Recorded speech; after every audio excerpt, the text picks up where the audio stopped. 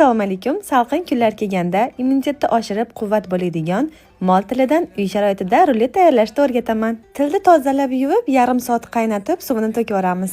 Ko'piklarini yuvib tozalab, yana toza suvga solamiz.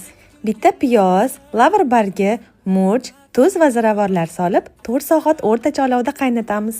Alohida idishga olib, po'stidan ajratamiz. Issiqligida ajratsak, archilish osonroq bo'ladi. Mayda suvakchalarni yomib tashlash esingizdan chiqmasin. Sovigach, qalin tomonini kesib, strechga joylab, yaxshilab o'rashni boshlaymiz.